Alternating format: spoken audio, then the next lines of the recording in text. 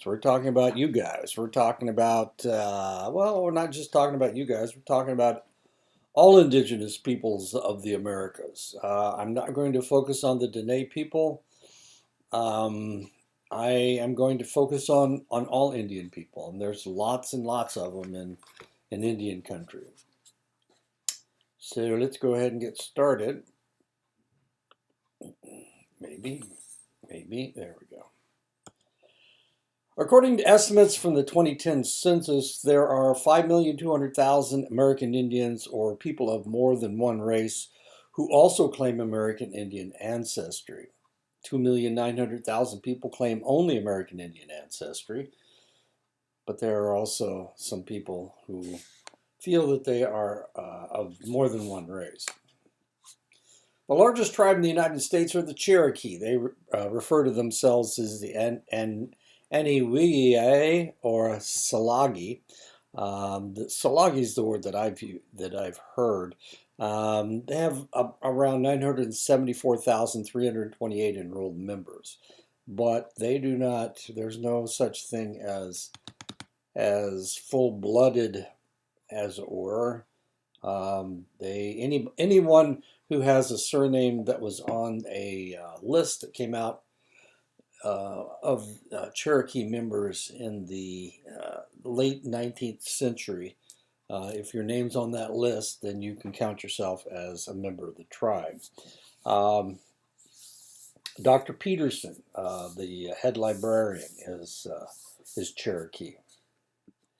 The Navajo, the Dene people, are the second largest tribe with 335,905 enrolled members. Of course, this is one of those numbers that is a moving target. So there you go.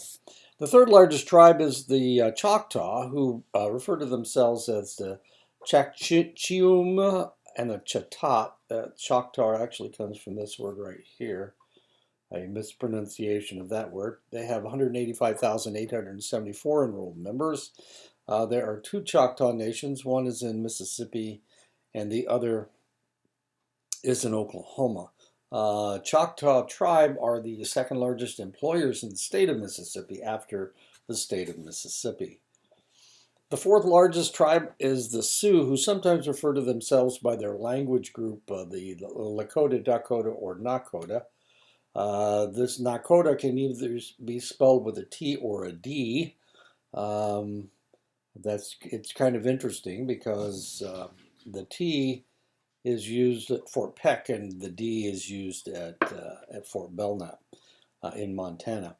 They have 175,799 enrolled members.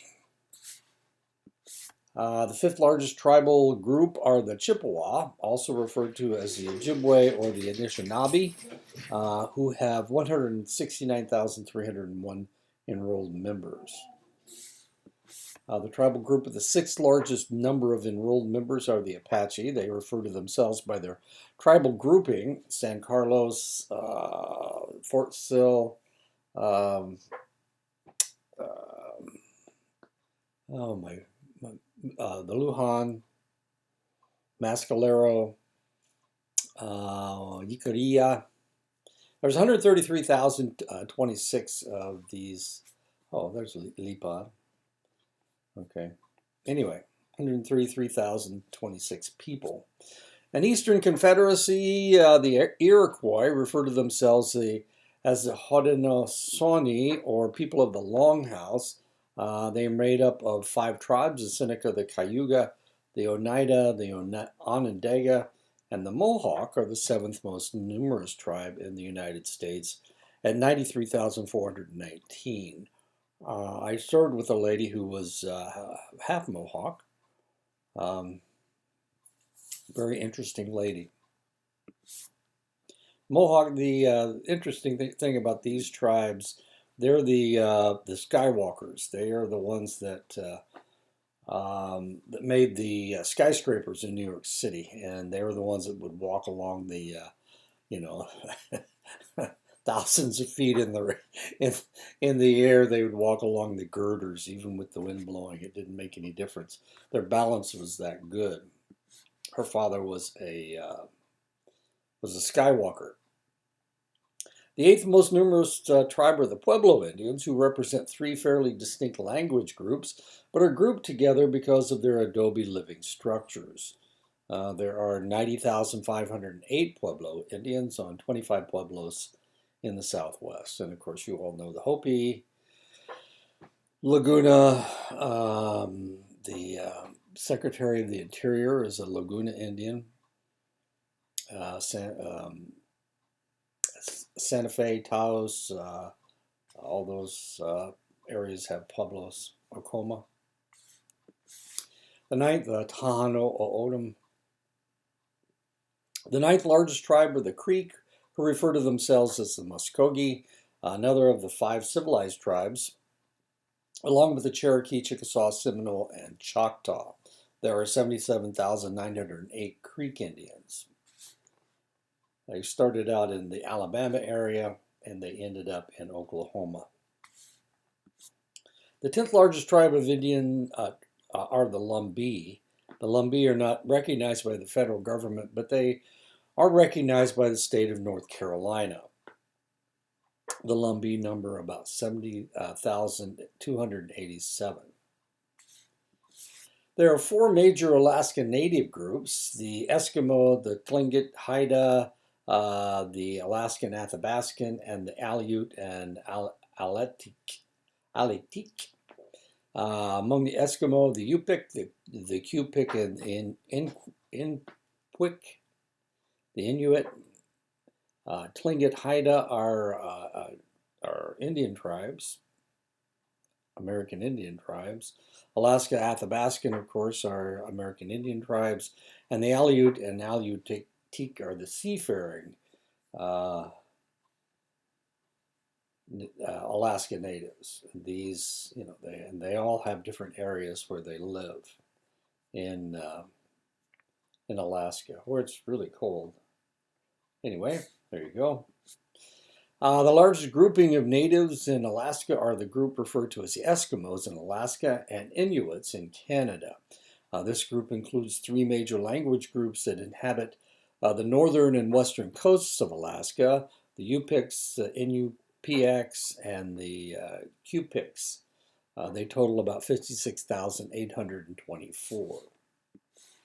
The second largest native groupings among the Alaska Natives are the Tlingit Haida, who live along the Turkey Neck from the Alaska mainland toward the United States mainland along the Pacific coast. 22,786 Alaska Natives consider themselves from this group. These individuals are considered American Indian rather than Eskimo. The third largest group inhabit the Alaskan interior and are also considered American Indian, and in fact are a language group related to the Apache and the Navajo, the Athabascan. These Athabascans number about 18,874, and these are the areas where there is Athabascan language being spoken. These are the Alaskan Athabascans. These are you guys right down here. These are the Hupa. And these are the Dene in British Columbia. Anyway, so those are all the people that speak Athabascan. And for that reason, a lot of people think that the Athabascan-speaking people were some of the last people to migrate across the Bering Strait. I'm not going to get into that debate, but that is one way to look at it, I guess. The smallest group of natives in the Alaska live on the peninsula and the islands that stretch from the southwest edge of Alaska. These individuals are exclusively seafaring and number about 7,551. The group closer to the mainland are the Aleutic. The group that inhabits the islands are the Aleuts. This group is considered Eskimo as they have a similar language to that group. I had a student when I was at Fort Belknap who was half Aleut, which was interesting. She would get checks every year from the Aleuts because of a lot of different reasons. But if you live in Alaska, If you're of that heritage, there is oil money in Alaska, and everybody gets a check every year for about $10,000. So she used to get a check every year because she was half Aleut. It is impossible to determine how many people lived in the area that would become the United States before 1492. From accounts of explorers who visited the Atlantic and Gulf regions of the United States, the area was very heavily populated. There is no reason to assume that the rest of the continent wasn't as heavily populated. Archaeologists have found evidence of campsites in the Americas that date back 50 to 60,000 years. The Topper site in South Carolina along the Savannah River has yielded Clovis tools, pre-Clovis tools, and a hearth that has been dated to 50 to 60,000 years old. Comparing American history with Western history, the natives of the Americas have much to brag about and certainly nothing to be ashamed of. Instead of finding a land of hunter-gatherers, Columbus found a land that was replete in history that often paralleled and even surpassed Western history. Western civilization traces its origins back to the Fertile Crescent in Mesopotamia, where hunter-gatherers first started growing grain and living in permanent settlements 5,500 years ago. At the same time, a group in the United States was acquiring material from as far away as Canada to build the Ouachita mounds at the Poverty Point in Louisiana. So they were getting materials all the way from Canada to build to build their structures. The first Egyptian pyramid was a Saqqara pyramid built in 4,650 years ago to house the first Egyptian mummies.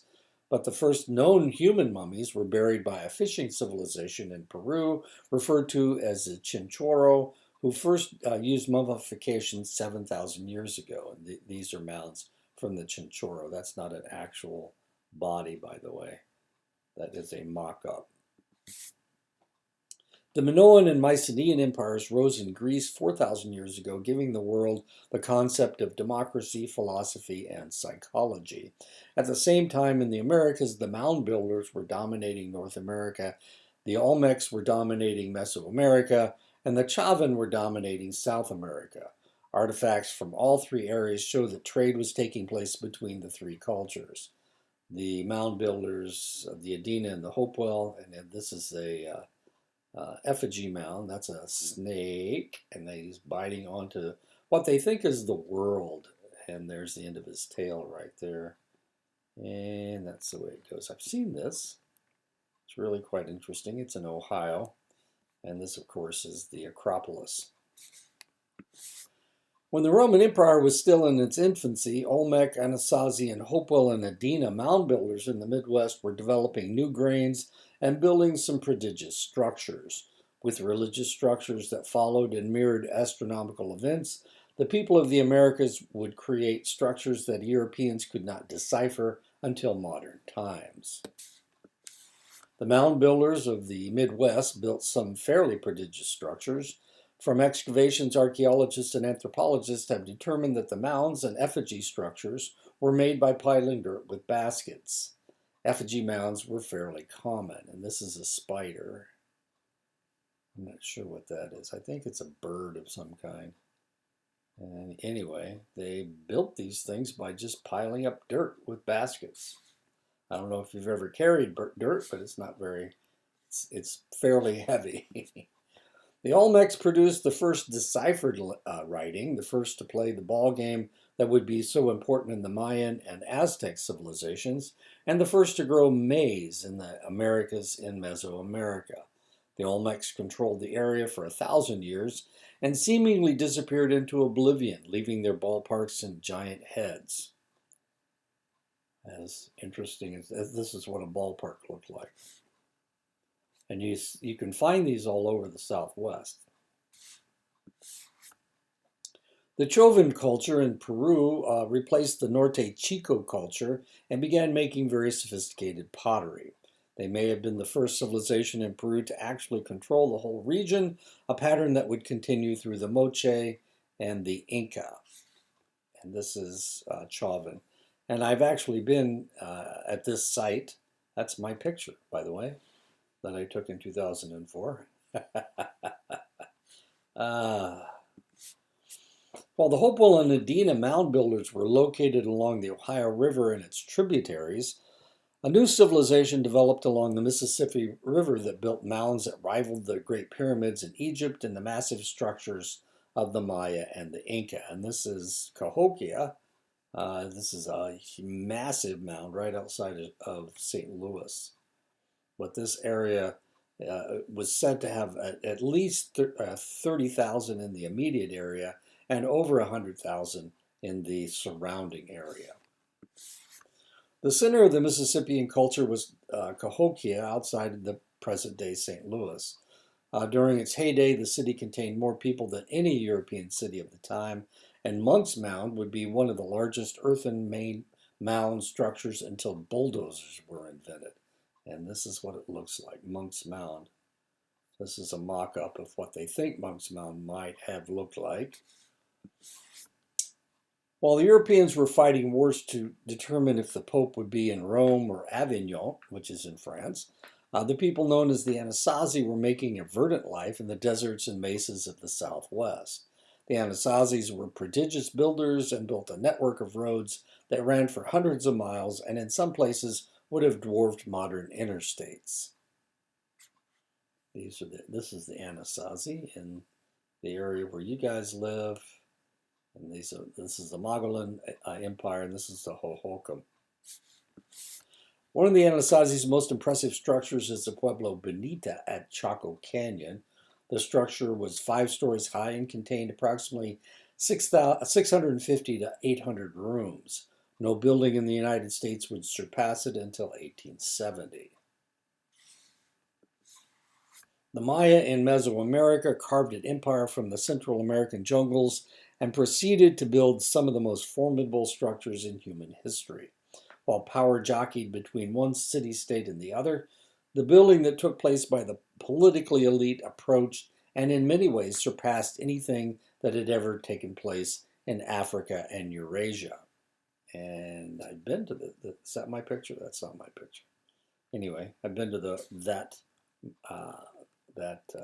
pyramid. The second and third largest pyramids ever built were constructed in Mesoamerica.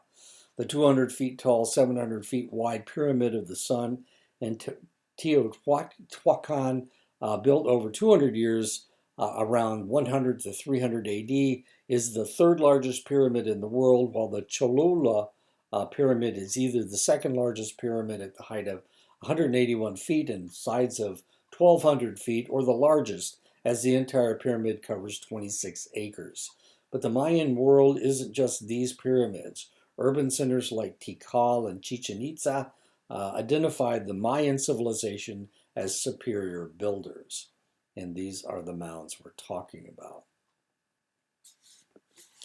As the Mayans imploded in Mesoamerica, the Aztecs were gaining power to the north around modern-day Mexico City. Filling the power vacuum, the Aztecs controlled an area that took in much of the modern-day Mexico and boasted a population estimated at 25 million people. In Peru of South America, one civilization followed the other until one of the most prodigious building civilizations emerged. That would be the Inca. Like the Aztecs, the Inca were a group that captured and conquered others in their area to control the Peruvian coast and highlands. And these are my pictures, I think. Well, this is my picture. Anyway, yeah, this is actually down from this. Okay. And as you can see, the structures that they created are still there. And the reason is because they tied things together so well. Anyway. With the arrival of the Europeans, the indigenous populations in the Americas were devastated by diseases. Areas that once teemed with people were now bereft of people. Inland tribes moved into the vacuum left by the decimated tribes along the coast, and a concentrated reshuffling of fates began. What is seen by history may be a mere shadow of the dynamics that actually took place. For the first 400 years after Columbus' landfall in the Caribbean, interaction between the indigenous populations of the Americas and the European invaders ranged between peaceful interaction to open atrocities. Greed for land and the natural resources of the land drove the Europeans to misuse and mistreat everything and anything in their way of profit. While there was frequent and often open hostility on the American frontier between encroaching settlers and indigenous people, the number of official Indian wars was somewhat limited by the involvement of the American military. And this is a list of wars, and as you can see, these are wars. These are wars from the 17th century.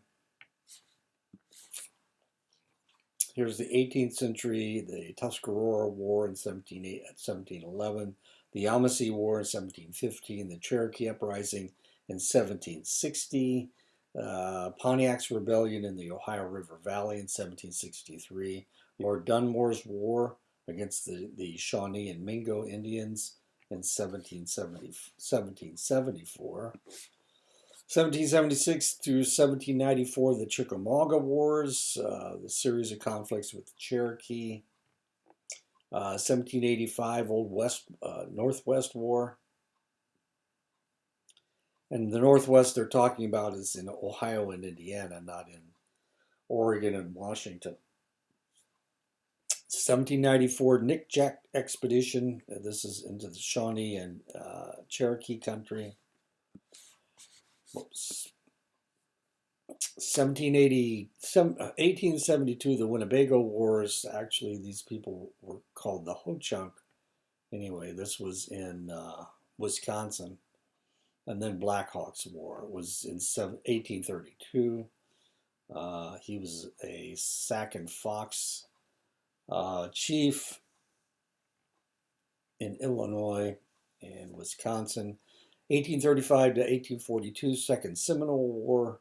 1836 to 1875, the Comanche Wars, which never stopped until the Comanche finally agreed to go onto a reservation.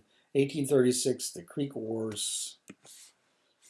1837, the Osage Wars, which was in Missouri and down into Oklahoma. 1839, the Cherokee Wars. Another Cherokee War. 1848 to 1855, the Cayuse War.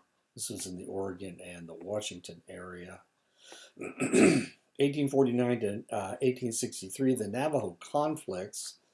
It was a persistent situation that a lot of times was precipitated by people from New Mexico raiding into the Navajo territory. But as you can see, there was a constant conflict taking place. Anyway, 1850 to 1851, the Mariposa War. This had to do with California Gold Rush. 1851, 1853, Utah Indian Wars. 1853, the Walker War. 1854 through 1890, the Sioux Wars, and this took place in anywhere the Sioux were. 1855, the Snake River War, which is in Idaho and Wisconsin. 1855, the Klickitat War, and this was in the same area of Washington State. 1855 to 1858, the Third Seminole War. 1855 to 1856, the Rogue River Wars in Oregon, and they're still fighting there. 1855 to 1856, the Puget Sound or Yakima War.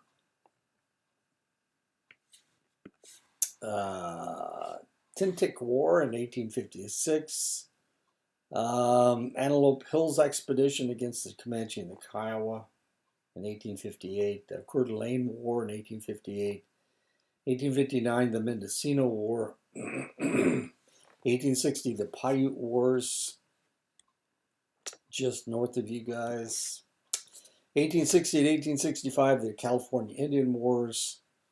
And as you can see, it was against just about everybody up in the northern California area, 1861 to 1864. The Navajo Wars occurring in Arizona and New Mexico territories. It ended with the Long Walk of the Navajo, 1861 to 1900, the Apache attacks, and this was a constant battle in the area that you guys live in. Sioux Wars in 1862, where they actually, oh, this was in Minnesota and North Dakota. 1864 to 1865, the Colorado War, clashes with the Cheyenne and the Arapaho. 1864 to 1868, the Snake War. These were the Shoshone and Paiutes. 1865 to 1868, the Wallapai War. This was in your area. 1865 to 1872, the Black Hawk War. Utah's Black Hawk War against the Paiutes and the Utes. 1865 to 1879, the Ute Wars. 1866 to 1868, Red Cloud's War.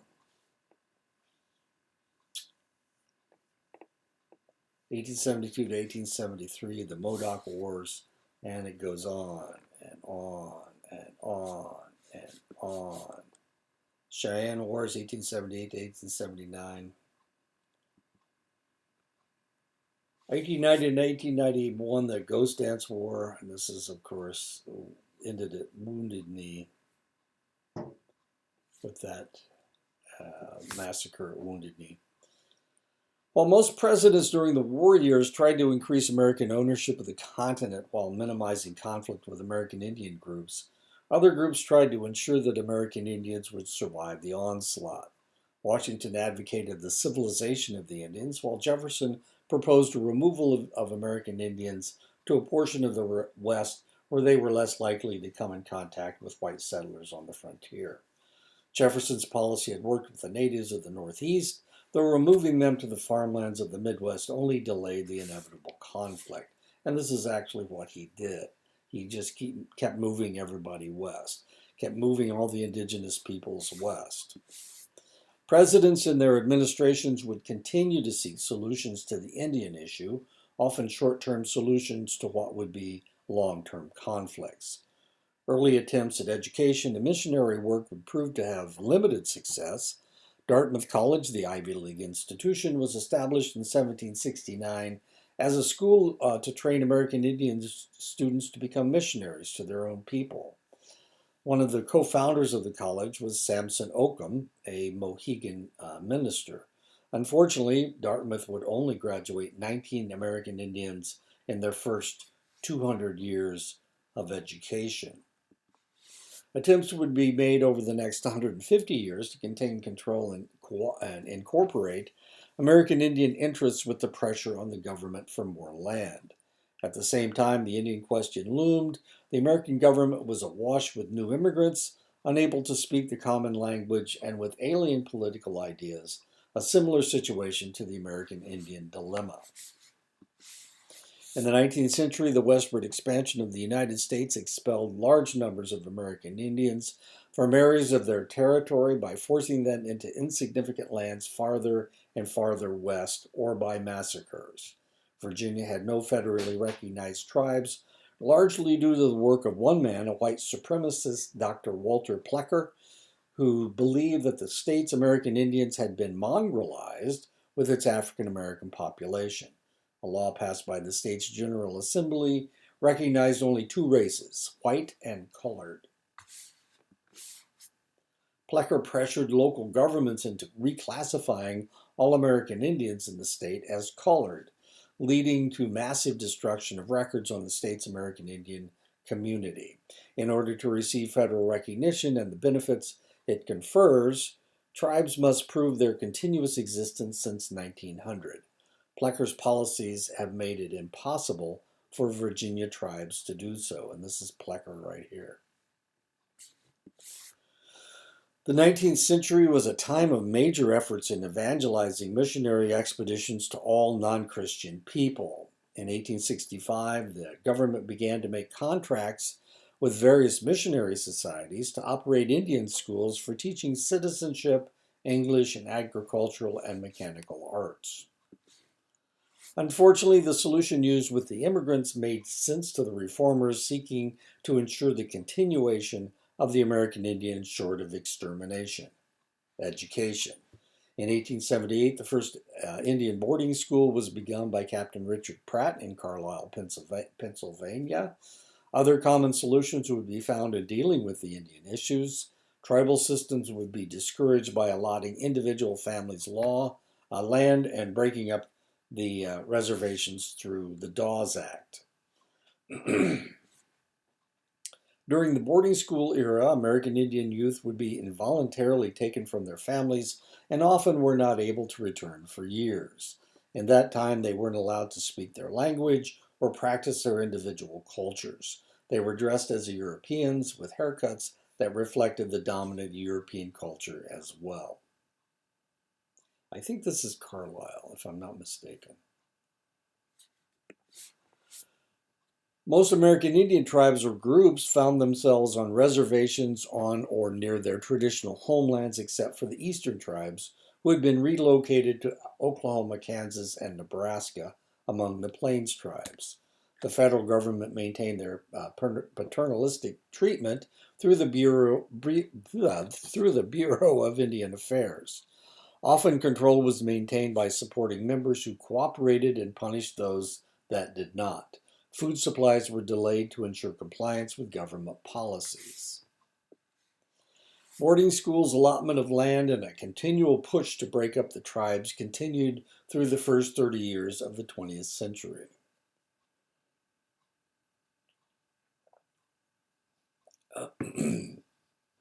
One of the things that you need to think about or remember is that the people that were in charge in the early part of the 20th century were mostly Republicans. And they've had this idea of assimilation for a very long time. Finally, in 1932, when the liberal Franklin D. Roosevelt was elected president, he stopped the toxic treatment of the American Indians. He made the boarding schools voluntary and stopped the practices of forced assimilation. He rescinded the Dawes Act and stopped the allotment of Indian lands. He appointed John Collier to head the BIA, who stopped the paternalistic treatment by the BIA. And this is him in Blackfoot country. The Johnson-O'Malley Act was passed in 1934, providing for education and health care for the people on the reservations. The new power the tribes accrued with the IRA was not unqualified. The tribes had to use prescribed democratic practices. The tribes continued to maintain wariness of government offers, and many refused to deal with the IRA. Even with the depredations of the Indian Wars, repressive reservations, boarding schools, allotment, and paternalistic BIA control, American Indians participated in the world wars at higher percentages than any other racial or ethnic groups. In the 1950s, under a Republican administration, pressure began to be put on the Indian people to end the reservation system. The collectivism was too close to communism as far as they were concerned. A policy referred to as termination was passed by Congress, intended to close the reservations and end their dependency on the U.S. government. During World War II, manpower was at such a premium in the United States that incentives were given to men on the reservations to relocate to urban areas and work in war industry. After the war, while many stayed to work, the government made a concerted effort to relocate workers from the reservations in the West to urban areas. This was known as relocation and lasted into the 1960s. The policy worked as less than 10% of American Indians were urbanized at the beginning of the war, and presently 60% of all American Indians live in urban areas. In 1975, the termination and relocation legislation was repealed. In its place, Congress passed the Indian Self-Determination and Education Assistance Act, which supported fulfilling treaty obligations and self-governance. This worked especially well for the larger, well-organized tribes, but the smaller, poorer tribes continued to struggle. As American Indians served in the military or in war-based industry, they were exposed to something they had never seen before, the world beyond the reservation. Empowered by the self-determination politics of the IRA, political activism among American Indians expanded. By the time the soldiers and factory workers returned to the reservation, a corps of activists had been created that would begin the protest movement of the middle 20th century. In 1944, the National Congress of American Indians was established by American Indian leaders that wanted to promote American Indian rights. The group encompassed 50 different tribes, though most of the members had been raised in the white culture. Though the group supported protecting culture and languages, the movement resulted in a generic or pan-Indianism idea where all American Indians are the same. Their first victory came in 1946 when they were able to convince the federal government to develop the Indian Claims Commission that heard and ruled on American Indian treaty claims. By the 1960s, the Red Power paralleled the Black Power movement. Protest movements in Washington state in 1965 allowed the national movement to mobilize. Eventually, the Supreme Court upheld the fishing rights of Washington tribes. The American Indian Movement, or AIM, was founded in 1968. In 1969, the group made their first publicized protest by occupying Alcatraz Island in San Francisco Bay and claiming it as a sovereign nation of American Indians. The island was occupied for 4 years. In 1972, AIM organized a march on Washington, D.C. called the Trail of Broken Treaties March. Leaders demanded the abolition of the BIA, return of illegally seized lands, increased self-governance. When they arrived in D.C., they were not allowed to see any congressmen, so instead they stormed the BIA offices and occupied them for a short time, during which property, records, and papers were destroyed. In 1973, the village of Wounded Knee was occupied to protest the leadership in the Pine Ridge Reservation. White hostages were taken who eventually admitted that they didn't consider themselves hostages. The military standoff lasted 70 days. 2 occupiers were shot dead. 1 U.S. Marshal was shot and paralyzed from the waist down. Ironically, the occupation of Wounded Knee was the last protest by AIM. Legal fees from this encounter and other problems kept the 3 main leaders, Russell Means, Leonard Crow Dog, and Dennis Banks, in court and drained the coffers of the organization. In 1975, AIM dissolved among disagreements about the direction of the organization. And these are the 3 leaders. This is Russell Means, that's Dennis Banks, and that's Leonard Crow Dog.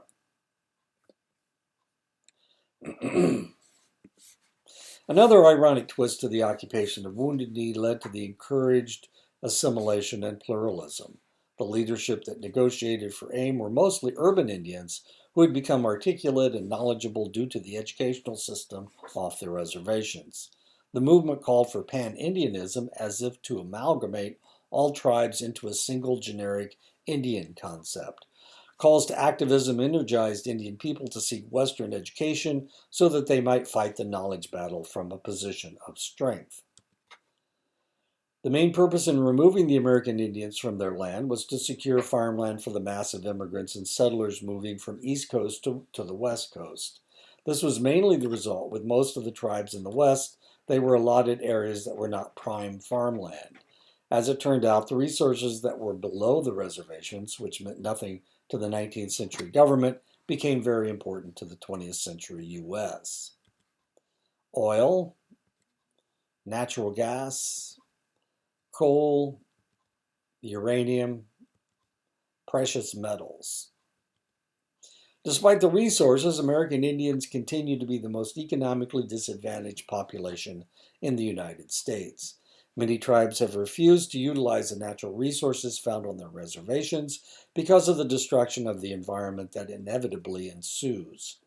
Those that have encouraged mining and oil exploration on the reservations have often found that new technology has reduced the number of jobs created. Attempts to attract industry on the reservation have mostly been failures. The Choctaw of Mississippi are the second largest employer in the state after the state government. Their businesses include two large casinos, sawmills, a Xerox factory, a Harley Davidson factory, a 36-hole golf course, nursing homes, and they continue to expand. The Choctaw have been able to maintain their culture and language and at the same time maintain poverty levels below the average American Indian in the United States. Their number of high school graduates and college degrees is just below the national average for non-Hispanic whites. Over the years, the United States government has had a difficult time fulfilling all of its obligations to American Indian tribes. With the Red Power movement, old treaty grievances came more and more to light, especially after the Trail of Broken Treaties March in 1972. In 1972, the Passamaquoddy and Penobscot tribes of Maine filed suit against the federal government for 12.5 million acres of land and $25 billion in damages for land that was illegally seized from them 150 years earlier. The two tribes settled for 300,000 acres and $25 million to be used for economic development, job creation, and upgrading educational programs. In 1988, the federal government first allowed legal gambling on Indian reservations. 200 tribes now maintain gaming establishments and saw total profits of $25 billion in 2006. While this has ushered in an improvement of per capita income for gaming tribes of 36%, even non-gaming tribes have improved 21% in the last decade. Open hostilities between Europeans and American Indians from first contact until into the 20th century has not endeared the two groups to one another. Yet, despite the animosity, the level of prejudice and discrimination against American Indians seems to be small in scale and regional in character. For the most part, American Indians fly well under most people's radar, and demands of more populous minorities tends to marginalize less populous groups. Despite a century or more of coercive acculturation, most tribes have preserved a large portion of their traditional culture. 28% of all American Indians speak a tribal language, though 72%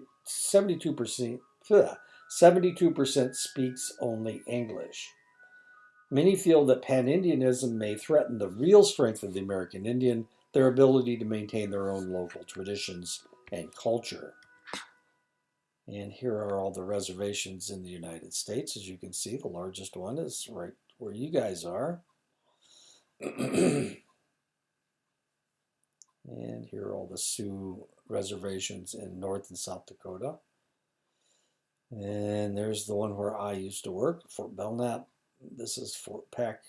This is the Blackfeet Reservation. This is the Flathead Reservation. And the top part of this is the Northern Cheyenne, and the southern part is the Crow reservations. Okay. While segregation of American Indian students was fairly common in the 1950s, this trend has become moot going into the 21st century. High school graduation rates for American Indians has increased, and more American Indian adolescents are attending college and acquiring their college degrees. One real boon for American Indian students has been the increase in tribal colleges. This has been a real positive influence on American Indian education on rural reservations, providing a comfortable transition from local high schools to four-year institutions and graduate schools. Because of the small percentages of American Indians in the United States, American Indians have had very little impact on the political scene in the United States. Though only 6% of the Montana electorate, when American Indians don't vote in Montana, conservative Republicans tend to win elections. This is potentially true in other Western states, where American Indians comprise a significant minority in the state. The problem has been in the past that American Indians have been erratic voters and do not always vote in a block. This may be because of low average education levels, language problems, lack of economic resources, factional differences within tribal structures, apathy due to lack of American Indian candidates. The percentage of American Indians holding public office is far less than the population percentage. American Indians are the most economically disadvantaged minority in the United States. Unemployment rates are double what they are for European Americans and reaches peaks of 80 to 90% on some remote reservations. Per capita income is about 75% of the national average. American Indians are underrepresented in high-level jobs. One basic problem is substandard education, which permeates the most rural reservations. The median income for American Indian Alaska Natives is $33,762, while the average median income in the United States is $50,740. Of all the ethnic groups in the United States, American Indians are the most likely to marry outside their race. This is primarily because of the small percentage of American Indians in the United States. American Indian individuals living off the reservations may have a difficult time finding eligible partners of their own race. About 57% of all marriages of American Indians are to other American Indians. 16% of American Indian marriages are to Asian Americans. 7% of American Indian marriages are to African Americans. 23% of American Indian marriages are to European Americans. Because of the small percentage of American Indians in the United States and the large percentage of American Indians living in urban areas, other group marriages are the logical outcome of such situations. Not surprisingly, the out-group marriages are associated with higher levels of education, greater participation in the labor force, higher income levels, and lower rates of poverty. Are things better today than they were in the past for American Indians? Overt discrimination is certainly less prevalent. Tribal cultures and traditions are practiced more frequently among American Indians, reversing the effects of earlier forced assimilation. American Indians are depicted more positively and sympathetically in the popular media. Treaty claims and settlements are more likely to be heard and settled. Gambling, in many cases, is bringing needed revenues onto the reservation, and job opportunities seem to be increasing. And that is the end. Fairly positive, I guess. I actually put this lecture together when I was at teaching at Ashford, and I was primarily talking to a group of students from Chicago and rural Iowa. So those were the ones I was trying to talk to. I didn't really put this lecture together for you specifically, for the Dene people specifically. Anyway, you can argue with it all you like. There are some negatives and positives. I tried to point out all the as many positives as possible. And there you go. So next week we'll tackle something else. I think African Americans next week, if I'm not mistaken. So I'll talk to you guys next week.